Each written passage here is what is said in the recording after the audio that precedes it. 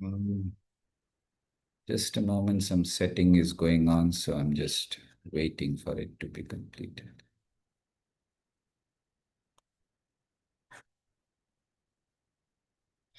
Okay, now we can.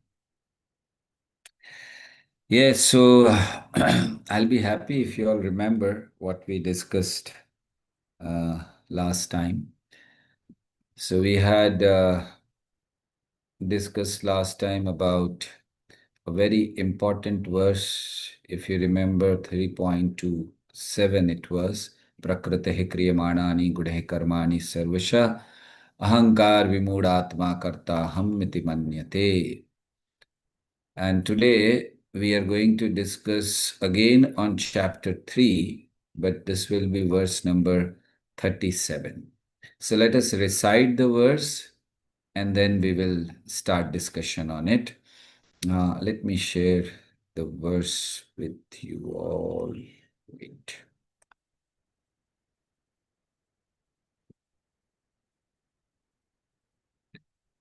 Okay.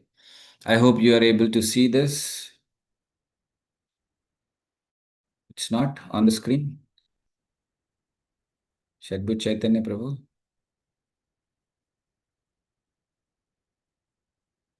Hare Krishna Prabhuji, Dandat Pranam. Yes, we can see. Say, okay. So yes, this is the verse we will be discussing today. I'll recite it and then we'll discuss. Shri Bhagavan Vacha Kam Esha Krodha Esha Rajo Guna Samudbhavaha Mahashano Mahapapma Vidyanam Iha Vairinam. I will repeat once again before we read the translation. Shri Bhagavan Vacha काम एष क्रोध एष रजो गुण समुद्भवः महाशनो महापाप्मा विद्येनम इह वैरिणम्.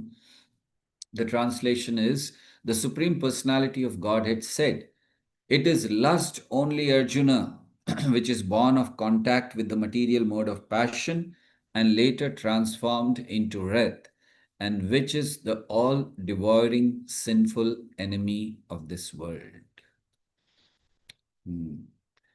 So, this verse, which we are discussing here,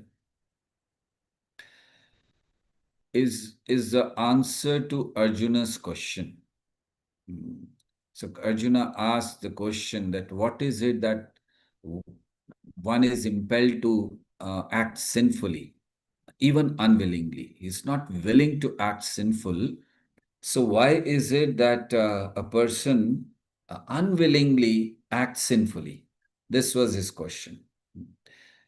In fact, he is not asking why do bad people sin. That's not his question. Please understand that. Because if we say, okay, bad people do sin, they have their own agendas. No, he's not asking about them. He's asking about, especially about him. He said, why do I act against my own values? I am a man of value, but I act against that. So why is it? Now, this is the human condition. We know what is right, yet we act otherwise. It's very clear.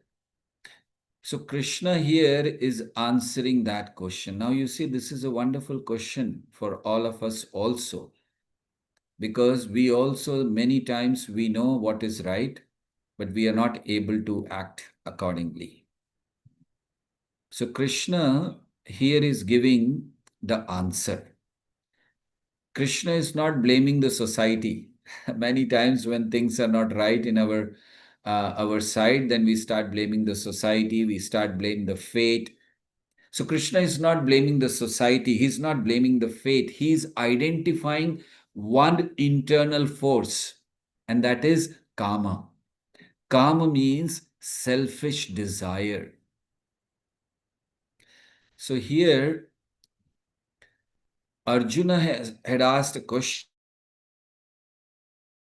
answer. The question was, why am I not able to act as per my values? And Krishna is identifying it is due to selfish desire. So please understand, the greatest battles which we fight are not fought outside but inside. It is important.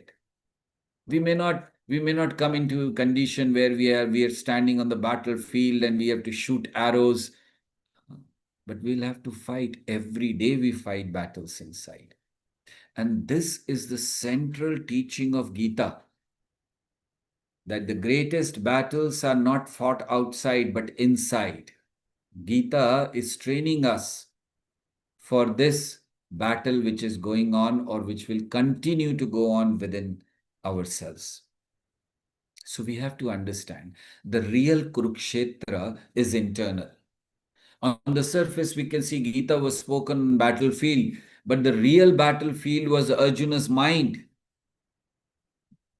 In chapter 1 and Bhagavad Gita, Arjuna collapses completely, not physically, but emotionally. He was seeing the outer enemies.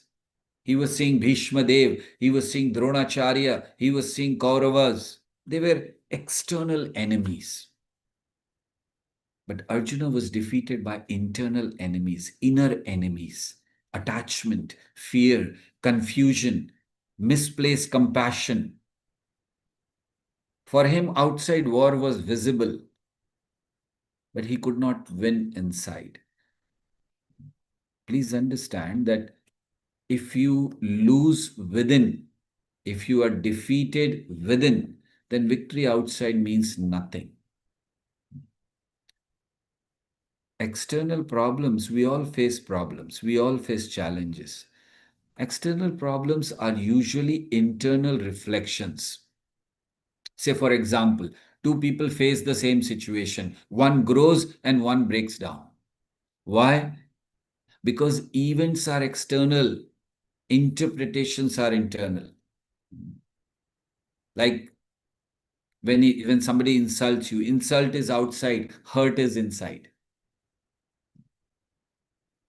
So we are living with 6 enemies within us: lust, anger, greed, delusion, pride, envy. And please understand that no police can arrest them, no army can defeat them.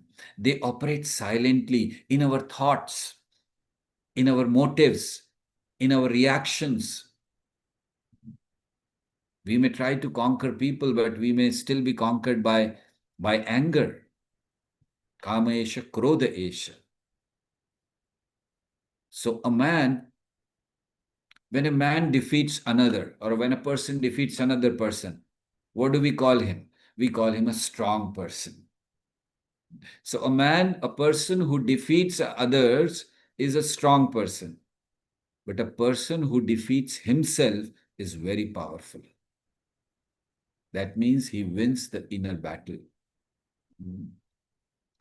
Many times our mind says, see, inside us, two voices continuously keep sounding. The mind says, take revenge, prove yourself, you deserve more. And why should you tolerate? But what is higher intelligence in these conditions? When the mind is saying, take revenge, when the mind is saying, prove yourself, when the mind is saying, you deserve more, they are cheating, the higher intelligence says, pause, choose wisely, think for long term, and best thing is align with dharma. Bhagavad Gita says that mind can be our friend and mind can be our enemy. Mind is the battlefield. And the real struggle is between ego and surrender. Ego says, I must control it, I must win. The surrender says, I am an instrument. I will act, but offer results to Krishna. I trust Krishna. That is called surrender. So inner victory is very important. But most of the time, we prefer outer battles because it's easier to fight others, right? Very difficult to confront our ego, very difficult to confront our attachments, our insecurities, our cravings. So we need to win this inner battle. And how to win the inner battle? Winning inside doesn't mean suppressing. It means purification. When we have a life, a pure life, or we are struggling a life for purification, then we can win the inner battle. What steps you should take to win this inner battle? The first is awareness. You should notice the rising impulse. Then you should pause. Create space before reaction. Don't just react, pause. And then ask a question in your mind. What is my higher choice? I'm going to do this, I'm going to do that, I'm going to revenge, whatever. What is my higher choice?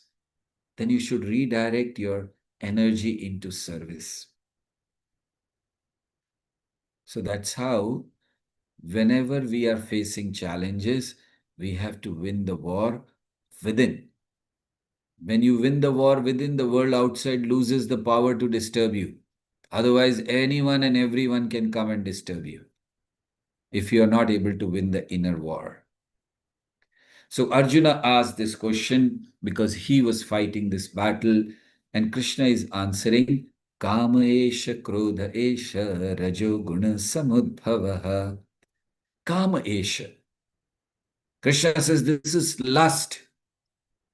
Lust means what? Lust doesn't mean just sexual desire. Most of the time when we hear the word lust, the only thing comes to mind is sexual desire. No. Lust means craving for recognition. Lust includes craving for control. It includes craving for power. This is all lust. Anything selfish, self-centered desire is called lust. So this is what Krishna is speaking about here, Kama Esha. When we do introspection, when we're talking of fighting the inner battle, when we do the introspection, are we not craving for recognition? Are we not craving for controlling certain things? Are we not craving for power? Are we not craving for validation that what I have done? This all includes. This is lust. And when such desires are obstructed, Kama Esha, then Krishna says, Krodha Esha, anger appears. Now we have discussed earlier also about anger. So in brief, what happens with the anger? Anger destroys our intelligence, buddhi nasha. First thing it does is it destroys the intelligence. When we are angry, we say things later we regret. We misjudge situations. We exaggerate problems. So the first thing it does is destroys intelligence. Second thing anger does is damages relationships. One uncontrolled moment can break trust, can create fear, can leave lasting emotional scars. That's why it's very important that how we behave, how we speak, what we do, even one moment, one uncontrolled moment can do all these things. Many times when we are in anger, we speak some harsh words. So words which are spoken in anger are rarely forgotten, please understand. People may forgive, but they rarely forget how they felt at that time. So that's why it's very important to understand that Kama Esha, Krodha Esha. It can damage relationships like anything. Like it is said that anger is a moment of heat that can create years of coldness. Are you hearing some sound behind? Actually, I'm in a place where I'm in Ujjain and it's Mahashivratri today. So everywhere the celebration is going on. So I'm sorry if you are being disturbed by some background noise. Please forgive me for that. I couldn't get a better place than this. Everywhere the sound is. If I go to the other room, there's sound here. So I thought I'll speak from here. So kindly bear with me. Okay, so it damages relationships. It also harms our mental and physical health because frequent anger leads to high blood pressure, anxiety, sleep disturbance, increased problems. So that's why uh, we should understand that when Krishna is saying Kama Esha, Krodha Esha, anger also creates regret and karma. When you have become angry, after that you feel guilty, you see that your relationships are strained, but then karma is also created. So that's why we should be very careful that we should conquer the anger. If you can conquer anger, you're stronger than the one who has conquered a city. So kama esha, krodha esha. Then Krishna says, rajoguna samudbhava. How these two are coming, how the lust, how's the anger coming up? Born of passion. Passion means a person is always restless. His demands, his desires are endless. Or he have, I should say, achievement fever. You know what is achievement fever? He's always concerned about showing some achievement. He has done something. It's called passion. Krishna calls it Mahashana. Mahashana means it's destroying completely. It's like fire, never satisfied. Mm. And then he says Mahapapma. It pushes towards sin. You are forced to commit sin. And that's why Krishna says, Vidyenam iha vairinam. Please understand these are your enemy. So your enemy is not your boss, your enemy is not your spouse, your enemy is not your society, it's not your past. It is Kama Esha, Krodha Esha. So your enemy is not a person, it is misdirected desire. So how it works, the lust and anger, suppose we say, I want something or I feel entitled to it and it gets obstructed. What happens? Anger erupts. Intelligence collapses. We have example of Ravana. Ravana's one uncontrolled desire, one obsession, and the result, kingdom was destroyed. Entire dynasty got finished. He was very powerful. He was learned, but lust finished him. So it's a wonderful example. See, when we read the scripture, when we read Mahabharata, Ramayana, we should not just take them as stories. These are here to teach us. Ravana is a very powerful example that what can happen with one uncontrolled desire. Such a powerful person, such a learned person. Duryodhan, another example. Duryodhan's desire for the throne, he refused compromise. His anger against the Pandavas. And what was the outcome? Mass destruction. Millions of people died just because of one person who refused a compromise.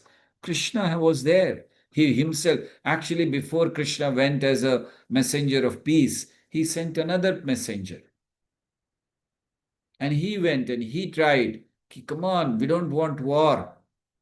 Duryodhana refused. Krishna himself went, requested, please give only 5 villages. We don't want the country. We don't want anything big. Just 5 villages. That's all. They are 5 brothers. They'll be satisfied with that. Duryodhan refused. Why? The desire, one desire that I want to be the king. And anger against Pandavas. On the other side, we have example of Ambarish Maharaj in scripture. Bhagavatam speaks about it. He was insulted by Durvasa. Not just insulted, Durvasa created a demon to kill him for no fault of his. He did not respond with anger. Why? Because his heart was purified. His desires were purified through the following of Krishna consciousness, bhakti. For him it is said, Savai manah Krishna padar vindayo vachansi vaikuntha gunanu varnane. So he was completely engaged in serving Krishna. He was speaking about Krishna. He was hearing about Krishna. He was using his body in the service of Krishna. So his desires were purified. Or we can say his heart was completely anchored in Krishna. When you, when you redirect your desires to Krishna, it becomes devotion. So desires directed toward Krishna is called devotion. So this wonderful verse gives us a lot of lessons. The first lesson it gives is desire is not the enemy. Because when we hear about such things, desires, and everything is happening, Ravana desired, Duryodhan desired, then it comes to mind, am I not supposed to desire anything? How can I become desireless? No. Please understand, we are living entities and we can never become desireless. Impossible that you'll become desireless one day. It cannot happen. So then, if you cannot become desireless, then why it is being spoken here, desires, then what to do with it? Here it is being spoken that desire is not the enemy, selfish desire is enemy. If you don't have desire, there will not be any growth, there will not be any service, there will not be bhakti. So the problem is when the desire is disconnected from dharma, then it becomes selfish desire. Desires become divine when aligned with devotion. But desires, when disconnected from dharma, then they become selfish desires. So here, what do we have to do? We have to just purify our desires. We are not here to stop desires. We cannot become desireless. But selfish desire is a problem. Then what is the solution? Suppress it? No. If you suppress desire, it returns very strongly. So what could be done? It could be regulated. It could be managed. If you don't manage your desire will become your manager. So don't let the desires become your manager. So we learn that we are not supposed to suppress, but we are supposed to regulate. Regulate means what? Regulate means that we have all the desires. If we just say, okay, I'll not eat this, I will not do this. No, no, you do. You have a desire to dance. Okay, earlier you were going in a club to dance. The same desire is there, and if somebody tells you, no, you're not supposed to go anywhere, you're not supposed to go to club and all, how will it work? So then, okay, you're going to the club. You can also come to the temple and dance in front of the Lord. The desire is being purified, same desire, but then it's being purified. You have a desire to eat so many things. Yes, please eat. Nobody's stopping you. But then, before eating, just offer it to Krishna. Redirect. That's it. So this is how we are not suppressing. I have some desire to eat. I'm going on suppressing. No, no, no, no, no. Finally, one day I'll break everything. I'll eat as much as I can.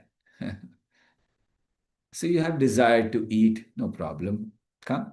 Krishna consciousness, bhakti offers so many things to eat. You have desire to dance, yes.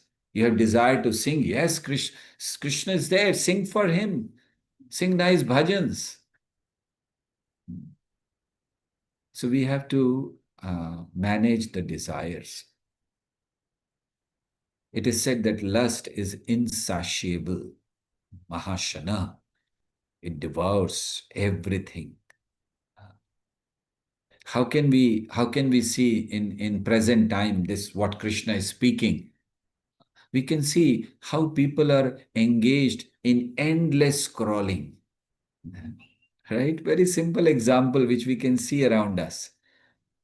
Endless scrolling. They go on with the mobiles. Or I should say endless shopping.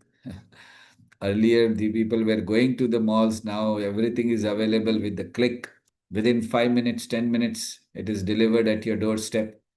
So now people are, yes, oh, you want this? Click it. You want this? Click it. So we have endless scrolling, we have endless shopping, we have endless comparisons. The more we feed, the more it grows. It is foolishness to extinguish the fire by putting the fuel into it. So that's why what should be done? Lust is insatiable. Yes, it's all devouring, but we need to be careful. So we get this wonderful lesson from here. And also when we talk about Mahashanu Mahapapma, we're talking about Rajogun passion.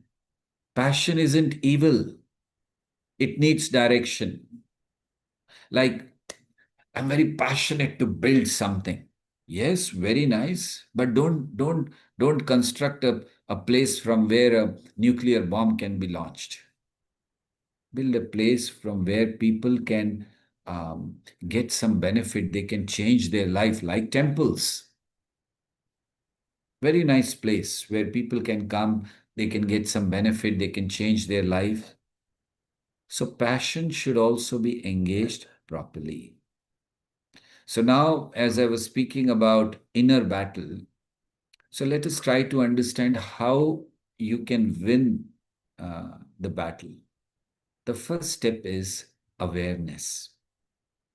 Before you react to anything, kama esha, krodha esha, rajo guna samadbhava, before you react, ask one thing to yourself.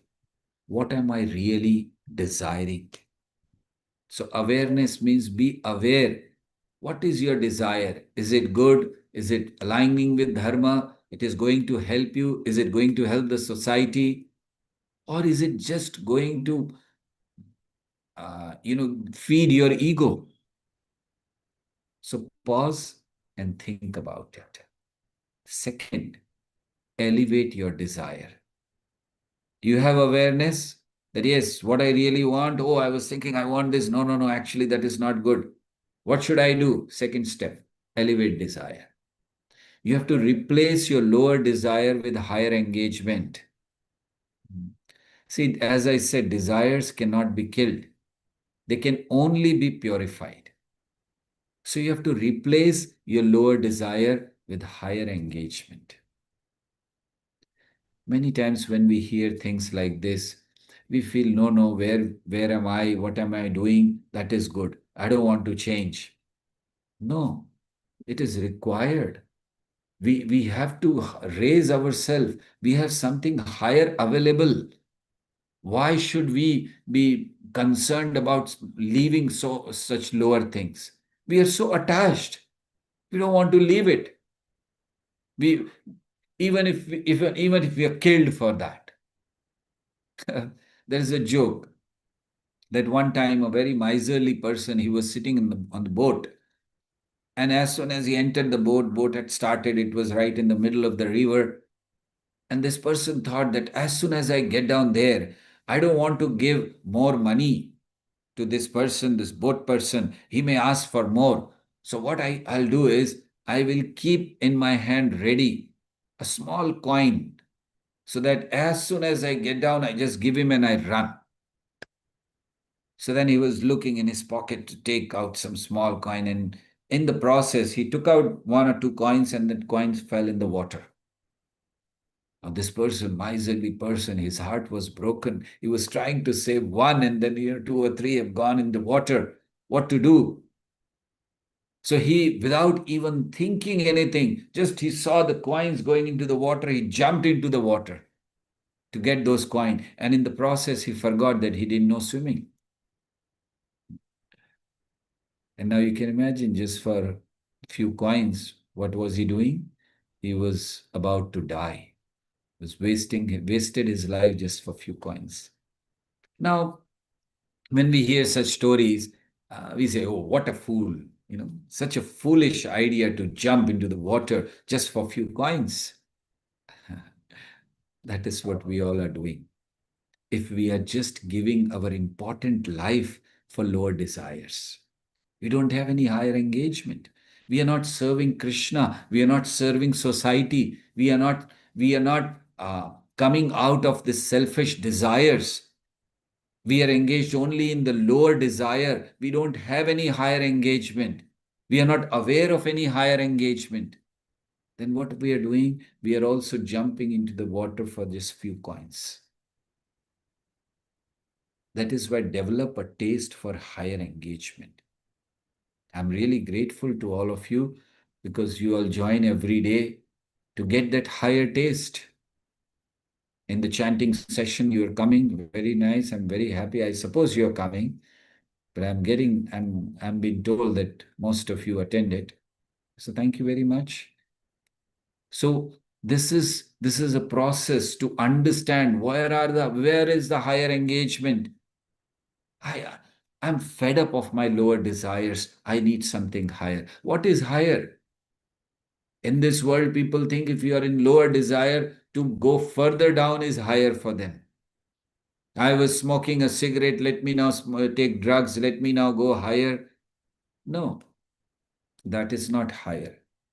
Higher engagement means any engagement which has a touch of humanity, any engagement which is in connection with Krishna, any engagement which is not pulling you down on a bodily level, any engagement which is helping you to rise above the bodily level and come to the level of soul.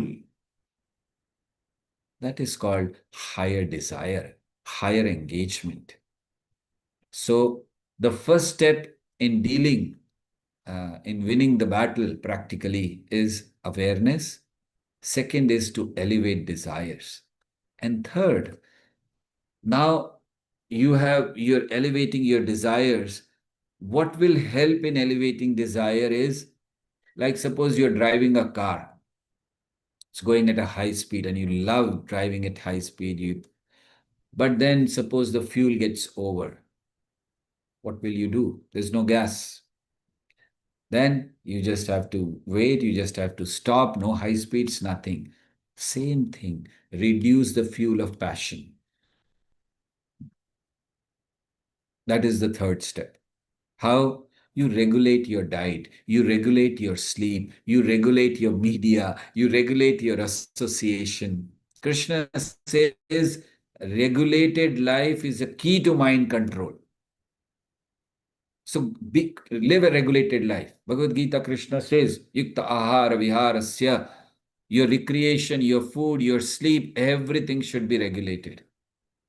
So this is the third step. Reduce. If you're not regulated, you are putting the fuel further for passion. And then you cannot control your desires. So reduce passion fuel, which means you have to regulate your diet, regulate sleep, regulate media also. People are spending hours and hours on media, social media, seeing the same thing again and again. I don't know what happiness they get. Spending so much time on that. And what is it doing? It is just fueling your passion. So you need to regulate that. And then we need to strengthen our intelligence. We should daily introspect our life, our desires. We should daily be offering gratitude to all those people who are helping us in our life. I was just talking about a miserly person. In fact, we all are in the same position. We don't even offer gratitude to those who are helping us on a day-to-day basis. So we should have daily gratitude and daily surrender to Krishna. That way we will convert kama to prema. Kama esha krodha esha rajo guna samudbhava. Krishna is speaking. But what is he desiring? What is the underlying message? Convert calm to prem, lust to love. Same energy, different direction. From I want to enjoy to I want to serve. Please understand, when we are dealing with lust, lust takes away everything. But when we are dealing with love, love means to give everything. And that is what is required. We need to convert karma to prema. We need to convert lust to love. Real love. Love which we are not experiencing in this world, because in this world, everything is tinged with some kind of desires, some kind of hidden motive. People are there to help you, but then they have some hidden motive behind that. Either they are looking for something, either they want something from you. There is no relationship where there is no expectation. So lust means having any expectation. Now we are all looking for love. Please understand, if a person is dealing with you, if a person is with you, not because he needs anything from you, just because he likes to give you. And he's not expecting anything from you. He's just there just for you. That's it. He's there because he loves you. He's not expecting anything from you. Like when we go to Krishna, this should be our motive. Krishna, I'm coming to you because I love you. That's all. I don't desire anything from you. I'm not here to exploit you. I'm not here to just take whatever I can from you. I'm not here because, Krishna, you're very powerful. I'm not here, Krishna, because you're very famous. You're very wealthy. Lakshmi is serving you. Krishna, I'm here because I love you. That's my purpose of coming to you. So when we have such love where there are no expectation, only you want to give, you are not feeling that that person should reciprocate even. Sometimes it happens, okay, I don't want anything, I don't want your money, I don't want your power, but at least you should respond. When you're not expecting that also, that is love, where we give, and that can happen only with Krishna. So same energy and different direction. We should ask ourselves, when we are troubled, we are not peaceful, we can ask, what desires repeatedly disturbs my peace? Work on that. What expectation triggers my anger? Work on that. What am I willing to surrender? Work on that. Because Krishna is very clear. He's saying, know this as your enemy. Mahashano Mahapapma Vidyanam Iha Vairinam. Vairi means enemy. So Krishna is saying, you have your enemies within you. So what should I do? Should I start hating myself? No, not to hate yourself, but to become victorious. The battlefield of Kurukshetra is outside. The battlefield of Kama, lust, is inside. Win the inner war. And your life will become dharma. You don't have to look for it. What is dharma for me? Your life will become dharma if you win this inner battle of lust, kama. That is why this shloka, this verse, is a very important verse of Bhagavad Gita, which speaks about kama esha, krodha esha, rajoguna samudbhava, speaking about lust which is disturbing us. As I mentioned, lust doesn't mean just sexual desires, it means recognition, control. They're all disturbing us. We are just giving our life for this. Just imagine throughout the life we keep fighting these desires, these enemies, And one day life will be over. And we'll realize that we have few days left, we have few hours left in our body. And what can we do at that time? Only regret that, oh, I knew it, but I didn't do it. So this is the time to take decision. This is the time to break the barrier. This is the time to fight internally your inner enemies, your attachments, your fear, your confusion, and come out victorious with the help of Krishna, with the help of Gita, with the help of devotees. And this victory will be your real victory, because this will take you to a place where you don't need to fight again the inner battles. And that is what Krishna is expecting by saying this, that this Kama Esha Krodha Esha Rajo Guna Samadbhava, the Supreme Lord is saying that it is lust only, Arjuna, which is born of mode of passion and later transform into anger, and it is your sinful enemy of this world. Thank you very much. Hare Krishna. Do you have any questions or comments? I'll be very happy to discuss if you have any questions. You may raise your hand, or we will unmute you. You can speak. Thank you very much for joining. I know it's too early for some of you on a Sunday morning to join, but still you are there. I really feel grateful when I see all of you taking so much of your time and energy and joining and hearing. Thank you very much. Yes, anyone has anything, any comment or any question which you would like to ask? I know early morning is very difficult to ask. But anyway, thank you very much, and grateful to you for all those who are writing messages in the chat box. Thank you very much. In fact, I'm grateful to all of you for sparing your valuable time and you're giving me an opportunity to speak about Krishna, speak about Bhagavad Gita. And my only desire is that by these all things, if I'm able to serve you in some insignificant way, I will feel that my life is successful. Thank you. And so we will stop here. Please continue to come for the meditation class, chanting every day.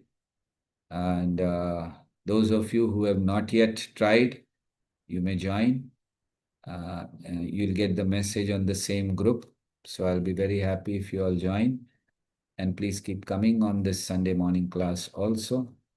Morning and maybe afternoon for some of you. And yes, evening for some of you. Some are from here also. So all of you, thank you very much. And I am not able to thank each and every one of you, those who have written the uh, messages in the chat box, but thank you, all of you, and very, very grateful. Hare Krishna, Krishna Krishna, Hare Hare, Hare Rama, Rama Rama, Hare Hare. Thank you.